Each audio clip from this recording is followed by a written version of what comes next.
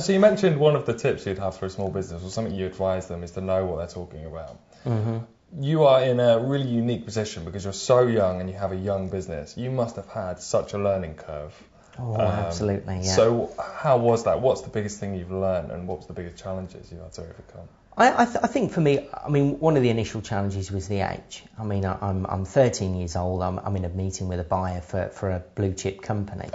It's a very steep learning curve, and I think I've always said that you'll only be as successful as the biggest mistake you've made. You really do have to go out there and try your hardest and make as many mistakes as you can as quickly as possible. The more mistakes you learn, the more mistakes you make, the more you learn. Yeah. And business is all about growth. It's all about expanding your knowledge, and you never stop learning. After 7 years, I'm still learning about business, and I'm sure it never stops. Absolutely. I'm sure people like Duncan, Theo, Richard Branson, they're still learning. Because there's always new parts, but absolutely, it's making the mistakes.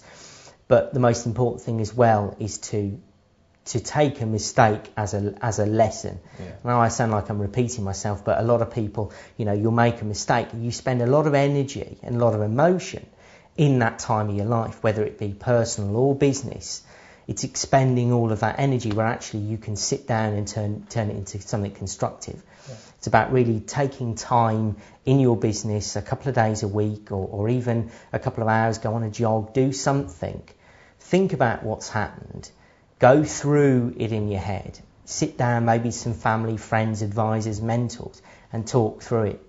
Great. Yeah. Okay. Well, I think that's absolutely valid, and something that all SMEs and people certainly your age should learn. Absolutely. So you have a wide selection here. I can see kind of limes and lemons and coconuts. I don't need to read it to see because it's cleverly designed universally.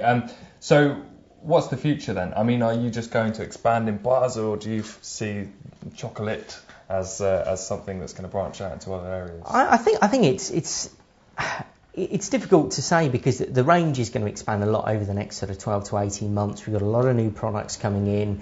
We're going to be expanding the ranges a lot abroad. So we've got all sorts of new products being brought out for China, for India, for Australia, New Zealand, Mexico, and so on. But I would like to see chocolate expand down the road of retail. So I'm planning to open a chocolate shop in Mexico as of probably February, March next year, and we'll see how it goes. It's a testing platform. I want to see how it's going to work. I'd like to bring back some of the things that I started out with. I still have my first ever cake recipe that started my business. Things like that, fun little memories and parts of the business that I don't get to show. And we'll see where we go. I've got two other businesses apart from chocolate as well.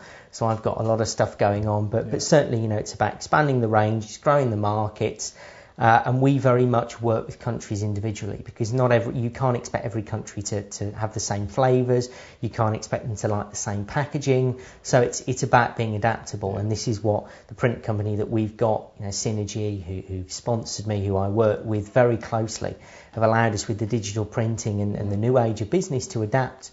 Because that's what it's all about when you're going abroad. Absolutely. So you say that in Mexico maybe, or in other countries around the world, it's difficult for you to understand what flavours there are available and what have you. So there's lots of trial and error, I presume. Yeah, because absolutely. one country's taste might be dissimilar to Yeah. another. So when you created your first bar then, how long did it take you to perfect that, and what kind of challenges were ahead? Well, the first ever bar I did was actually dark chocolate and orange because it was the orangutan bar. So it wasn't very much trial and error, I'd say. It was more a case of getting the taste right, making sure the quality of the oils was right. That was probably the longest process. So it was a case of really going through hundreds of suppliers and finding the right quality, the right CSR, everything that I needed. And once I had that, then, growing the range was a little bit easy because I would use the same supplier for the different flavours. Right. But very much it's, for me, when creating a chocolate bar or any flavour, it's about respecting the chocolate itself. Just by putting a flavour in, it might not actually work with the chocolate. So it's about, finding out the right balance between, I want to put a flavour into the chocolate, but I also have to understand that this chocolate has its own characteristics and I have to work with it. I can't put any flavour in any chocolate. Wow, that's really interesting. So it's almost an exact science in terms of what will work with something else. That's why you don't see a lot of the celebrity chefs messing around with chocolate. Yeah, it's quite specific. Yeah. So is there a flavour then? I see you've got chili down here, which is quite off the wall, but quite popular now, I think. Yes, it's very popular. And coconut and all sorts of things. Is there one flavour you'd love to try and knock on the head, or not knock on the head, but try and get perfect?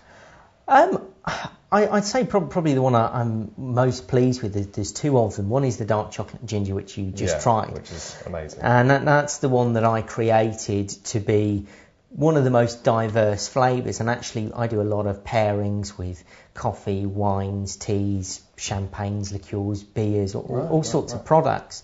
And that is the only chocolate bar that is at every single one of the tastings. Oh, really? Because it's a very easy, because it's so complex, it's very easy to find matches. So we find that that's a big favourite for our chocolate fans, the ones who really know their chocolate well.